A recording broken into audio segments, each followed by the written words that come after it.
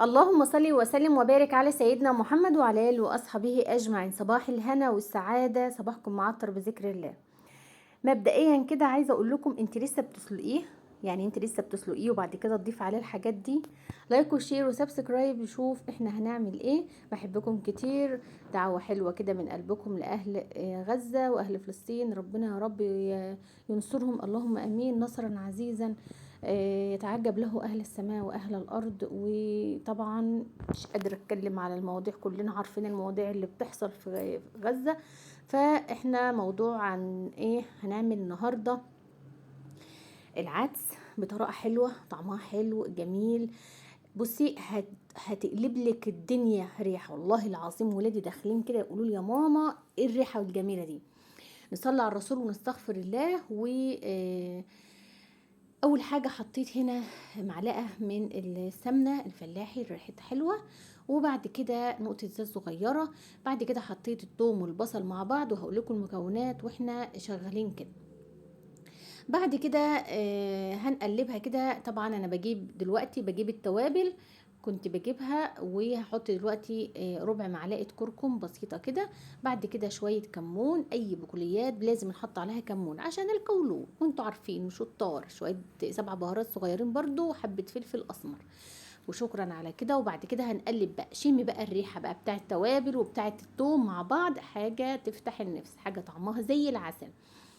البصل طبعا يعني عايزه اقول لك احنا مش هنحمره، احنا يا دوبك هنشوحه كده تشويحات بسيطه. يعني هنفككه من بعضه. بصلات كبيره مفيش اي مشاكل، يعني سيمي الواحده 4، سمها 5، سمها 6. وبعد كده هنحط الجزر والبطاطس والطماطم. بس على كده هنقلبهم حلو قوي قوي قوي. في الوقت ده بقى طبعا هغطي عليه بعد ما اشوحه تشويح حلو. الطماطميه اسمها 2 أو 3 أو 4 يعني. هشوحها تشويحه حلوه كده، وهحط لهم شويه ملح صغيرين، معلقه صغيره خالص. وبعد كده هنظبط ملحنا بعد ما نفرمه. شايفين بقى؟ شايفين الريحه؟ ويا ريت الريحه تكون كده يعني. اللهم صل وسلم وبارك على سيدنا محمد. بعد كده هتقلبيه بقى. انا سبته حوالي 5 دقايق ولا 10 دقايق، اقل من 10 دقايق يعني. كنت ساعتها غاسله العدس ومصفياه كده في المصفى على البوله. وبعد كده هقلبه قلبتين 3. وبعد كده انا في الوقت ده بغلي ميه في الكتل، لازم احط عليه ميه بتغلي علشان يغلي بسرعه معايا ويستوي بسرعه. غلي على طول عشان الكتل كان سخن يعني. بعد كده هسيبه بقى على النار، وهنقله على العين التانية خالص هناك بعيد ده اللي انتوا شايفينها. وبعد كده ايه هوطي البوتاجاز وهنقله عشان ايه؟ عشان الفوطة ما تتولعش، البنات المبتدئين يعني. بعد كده هجيب بقى، انا مش هقعد ساكت، لا انا مش هقعد ساكتة يعني، ولا هقعد اتفرج ولا استناها ما ينسلق. لا احنا بقى هنعمل ايه دلوقتي؟ هنجيب شوية زيت صغيرين كده. بعد كده انا جبت بصلايه وقطعتها جوانح بالطريقه دي. عايزه تحط عليها شويه دقيق مفيش اي مشاكل، عايزه تبهريها قبل ما تحطها في الزيت برضو مفيش اي مشاكل. بعد كده طبعا ده بصل احمر، يعني مش هتلاقيه من اللي هو مشضط كده بعد ما بيحمر، اللي هو زي الابيض كده. البصل الاحمر ده ما ينفعش ابدا ان احنا نعمل بيه تزيينه، لا للكشري ولا للعدس ولا لاي حاجه. المهم زي ما انت شايفه معايا هنا كده اللي موجود هنقضي بيه. بصلايه كده وقطعتها جوانح وعلى نار هاديه كده، وهنحمرها تحميره حلوه. في الوقت ده طبعا انا قلت لبنتي هاتي العيش وقصقصيه. وفي نفس الوقت قلت لها هاتي حاجه تانية، المهم ان انا مشغلاها جنبي يعني. فقلت ان انا اقطع معاكم هنا العيش، جبت المقص وقطعت بقى ايه لقم صغططه كده علشان هنحمرها، وهيبقى طعمها حلو قوي قوي قوي. مش قادره اوصفلك على جمالها مع العدس، حاجه جميله. طبعا كنا زمان كده، كانت والدتنا الله يرحمها كانت تجيب العيش الناشف المتحمر، الناشف خالص كده القابب ده اللي شكله حلو ده، كنا نغمس بيه العدس، كان بيبقى زي القمر وزي العسل. احنا بقى بنحاول ان احنا نجيب يعني حبة كده من بتوع زمان، عشان خاطر ولادنا برضو ما ينسوش الاكلات الجميلة بتاعتنا دي. بعد كده بعد ما البصلية احمرت في الزيت، كلي بقى العيش مكان البصل، حمريه كده مكان البصل، حاجة تحفة، حاجة زي العسل وزي القمر كمان، طعمه زي العسل بجد والله العظيم. الواحد بيبقى قاعد كده لا بيه ولا عليه، ويجي في باله الاكلات الحلوه المفيده الجميله، العسل. طبعا العدس حاجه جميله جدا في الشتاء وبيدفي، والله العظيم كمان بيجي على بالي وبعمله في الصيف كمان. المهم زي ما انت شايفه معايا هنا كده ايه، هحمره بالطريقه دي، ولما الزيت ينقص هزوده شويه، علي بقى شويه كده بقى عشان يحمر بسرعه، ونحمره ونطلعه اللون الاصفر الجميل اللي عسل ده. عسل عسل بجد يعني. صلى على الرسول واستغفر الله كتير، والحمد لله على كل شيء، الحمد لله على السراء والضراء، الحمد لله على كل حاجة اللي ربنا يجيبه في اي حاجة. الحمد لله، الحمد لله دايما تقوليها ليل نهار. احمد ربنا على كل شيء، احمد ربنا ان انت قادرة تتنفسي من غير جهاز، احمد ربنا ان انت قادرة تمشي، احمد ربنا على كل شيء ربنا كرمنا بيه. كنت بعت ابني جاب لي شعرية الملكة، انا بعملش دعاية. المهم مكان بقى البصل والايه والعيش كده، هنحط شويه الشعريه بقى، ودي اخر حاجه هنحمرها في الزيت. هتبل بقى ايه، هتبل الحاجات اللي معايا دي، شويه كمون على فلفل كده وحبه ملح صغيرين، وهتبل الايه الحاجات اللي احنا حمرناها مع بعض دي. بعد كده بقى هنبدا ان احنا ايه، على نار هاديه كده، ونحمر الشعريه ونخليها اللون المناسب للعدس. الحمد لله على كل شيء. ودايما دايما ادعي لاخواننا المسلمين اللي هم بيتبهدلوا من الايام دي بهدله جامده.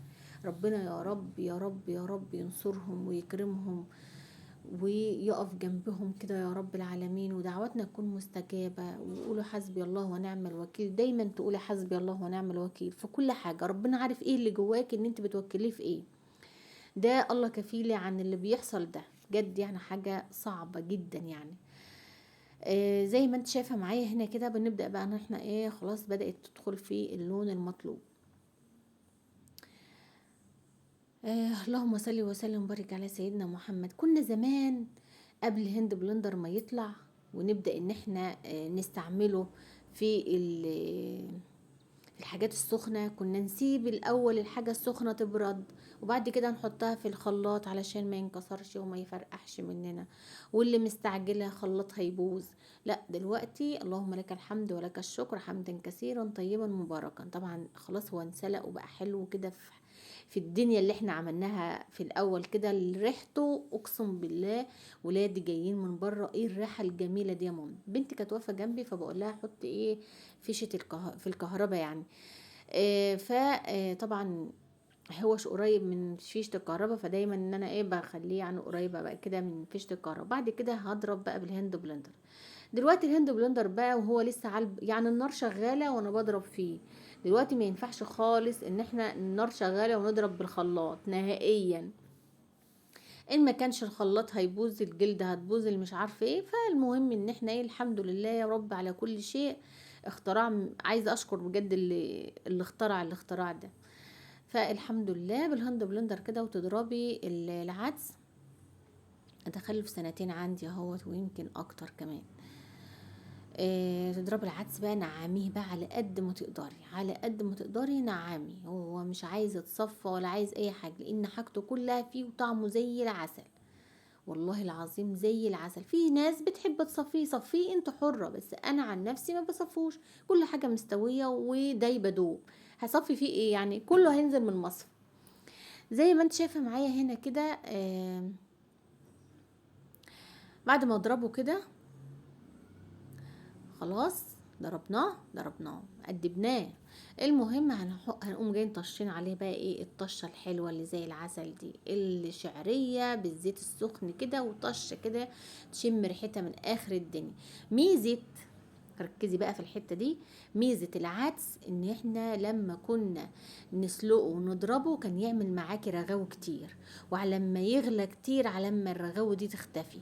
شايفين بقى لما نشوح كل حاجه مع بعضها، طبعا هنحطينا شويه ملح كمان وهندوق، ولو كانت عدبه هنزود كمان.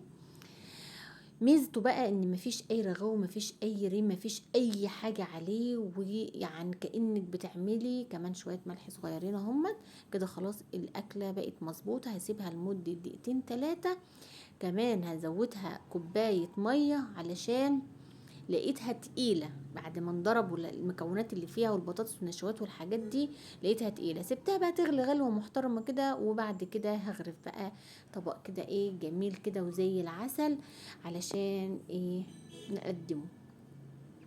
قدميه بقى بالطريقه اللي احنا مقدمينه كده، العين بتاكل قبل الفم، وحاجه طعمه وريحه مش قادره اوصفلك على جماله وحلاوته. طبعا داخلين على الشتاء، وهنجرنشه بقى بالطريقه دي، والاكلات دي مطلوبه جدا في الشتاء.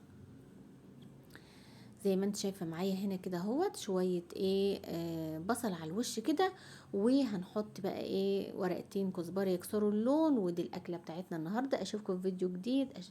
سلام.